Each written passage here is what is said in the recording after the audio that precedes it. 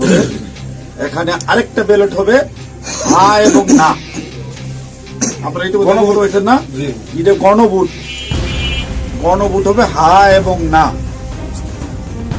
যদি আপনারা যারা আওয়ামী লীগ করেন, যারা অন্যান্য দল করেন, তাদের জ্ঞাতার্থে সুবিধার্থে আমি জানাচ্ছি, যদি হা জয়যুক্ত হয় কোনো ক্রমে, সারা দেশে যদি হা জয়যুক্ত করা ভোটে জয়যুক্ত হয়, তাহলে এদেশের স্বাধীনতার পরে ৭২-এ যে একটা সংবিধান ছিল, শেখ মুজিবুর সাহেব করেছিল ডক্টর কামালের হাতে লেখা, এই সংবিধান টোটাল ডাউমিট করে দেবো, মুছে ফেলবো। স্বাধীনতার যে আছে ৭১ সালে যে যুদ্ধটা হয়েছিল, এই যুদ্ধটা ৭১ সালের কোনো ঘটনায় বাংলাদেশে আর থাকবে না। আপনার ইয়ের মধ্যে যে সংস্কার করতে চাইতেছে, যে সংস্কারের জন্য হানা বুট হইতেছে, এদের মধ্যে লেখা আছে ৭১ সালকে বাদ দিয়ে ২৪-এ যে ইটা হয়েছে, গণঅভ্যুত্থান হয়েছে, ৭১ জায়গাটা নিবে ২৪ সাল। কেন নিবে? এটা একটা কারণ আছে, জামাত ইসলামের একটা কারণ আছে।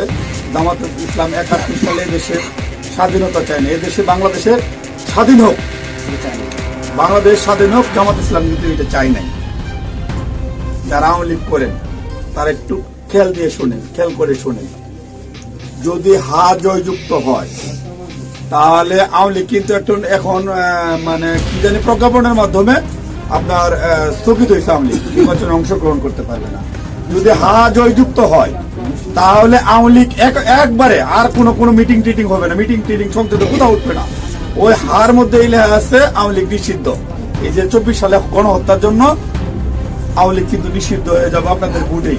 যদি হাতের ভোট দেন, হাতে ভোট দিলে আপনার ১৬ ডিসেম্বর থাকবে না, ২৬শে মার্চ থাকবে না।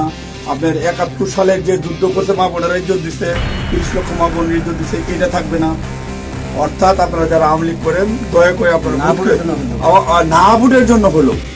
আওয়ামী লীগেরও তো আমরা আসলে বিএনপিটা হইতেছে উদারপন্থী রাজনৈতিক দল। আমরা বিএনপি চাচ্ছি সকল দল মিলে একটা দেশে নির্বাচন হোক, সকল এবার না হোক, সামনে যেন সকল দল একটা নির্বাচন অংশগ্রহণ, ৫ বছর পরে যে সকল দল নির্বাচন অংশগ্রহণ করতে পারে। আপনারা আপনাদের যারা আওয়ামী লীগ করেন, আপনাদের দল রক্ষা করার জন্য আপনাদের কেন্দ্রে যাইতে হবে, ঠিক আছে?